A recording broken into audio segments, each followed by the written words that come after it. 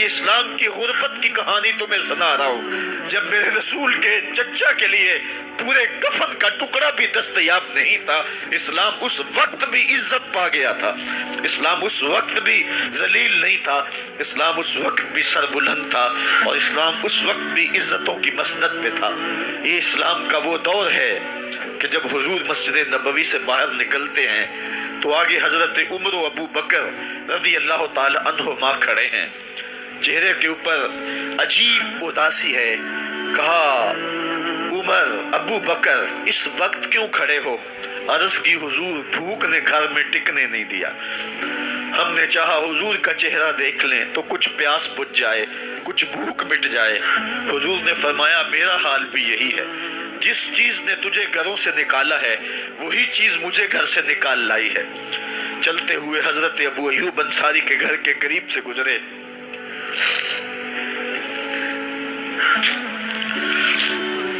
حضور کی خوشبو پا کے وہ باہر آ گئے۔ عرض کی بندہ نواز، آج میرے مہمان نہیں بنتے؟ حضور نے کہا تمہاری مرضی۔ گھر لے گئے، چٹائی بچھائی، حضور کو بٹھایا، گھر والوں کو بکری کا بچہ ذبح کر کے دیا، کہا جلدی جلدی کھانا تیار کرو، میرے آقا کو بھوک لگی ہوگی۔ یہ کہہ کے واپس آئے، حضور کے پاس بیٹھے، نظر چہرے پہ پڑی تو گھبرا گئے۔ نکاحت کے آثار اتنے واضح تھے کہ سمجھ آ رہی تھی کتنے دنوں سے حضور نے کچھ نہیں کھایا۔ اٹھ کے باغ میں چلے گئے، کھجوروں کا خوشہ توڑا، حضور کے سامنے رکھا، کہا بندہ نواز جب تک کھانا تیار نہیں ہوتا یہ کھجوریں تناول فرمائیں۔ تھوڑی دیر کے بعد کھانا دسترخوان پہ لگ گیا، حضور سے عرض کی گئی حضور آئیں کھانا تناول کر لیں۔ حضور نے دسترخوان پر تشریف فرما ہو کر کے حضور نے کپڑا اٹھایا تو حضور نے جب دیکھا کہ کھانا ہے تو حضور نے ایک روٹی لی اور چند بوٹیاں اٹھائیں اور ایک خادم کو بلا کر کے کہا جاؤ ہمارے گھر دے آؤ، میری بیٹی فاطمہ کتنے دنوں سے بھوکی۔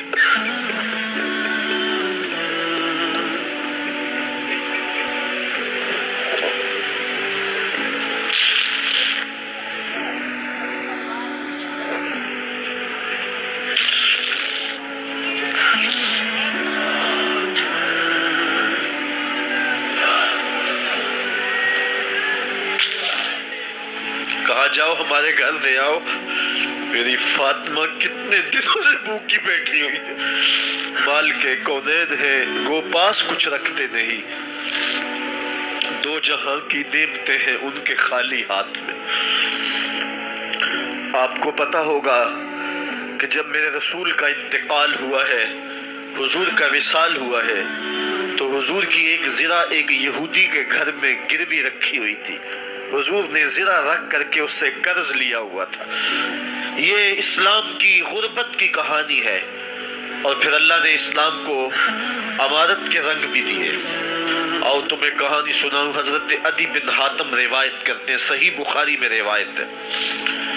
یہ حاتم تائی کے بیٹے ہیں، کہتے ہیں میں حضور کی خدمت میں حاضر ہوا، ایک شخص آیا، کہنے لگا حضور غربت نے میرا برا حال کر دیا ہے، اور اس نے شکایت کی، غربت کی، پسماندگی کی اور اپنی معاشی بدحالی کی۔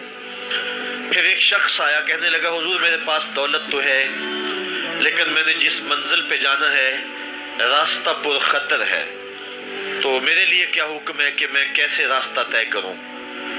تو یہ دو لوگوں نے یہ باتیں کی تو حضرت عدی کہتے ہیں کہ حضور نے روح سخن میری جانب موڑا اور میری جانب مخاطب ہو کے کہا عدی تو نے ہیرا دیکھا ہے؟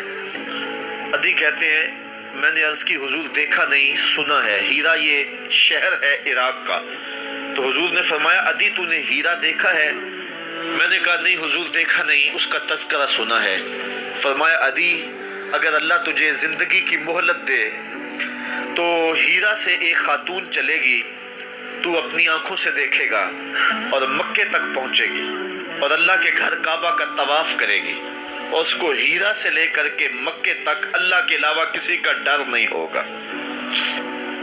کہتے ہیں کہ میں نے دل میں کہا کہ پھر بنو طے کے ڈاکو مر گئے ہوں گے جنہوں نے عرب کے اوپر رعب ڈال رکھا ہے، تو وہ تو پھر ختم ہو گئے ہوں گے، کہتے ہیں میں ابھی سوچ ہی رہا تھا کہ حضور نے مزید میری حیرت میں اضافہ کرتے ہوئے کہا عدی اگر تجھے اللہ نے زندگی کی مہلت دی تو تو دیکھے گا کہ کسرا کے خزانے تیری جھولی میں ہوں گے. تو اس دور کی سپر طاقت تھی. میں نے کہا حضور کسرا بن ہرمز؟ حضور نے فرمایا ہاں کسرا بن ہرمز. کہتے ہیں کہ حضور نے پھر فرمایا دی اگر تو زندگی پائی تو تو وہ دن بھی دیکھے گا کہ ایک شخص زکوٰۃ کی رقم لے کر کے، زکوٰۃ کی چاندی لے کر کے، زکوٰۃ کا سونا لے کر کے نکلے گا اور اس کو کوئی زکوٰۃ کا مستحق ہی نہیں ملے گا. حضرت عدی بن حاتم کہتے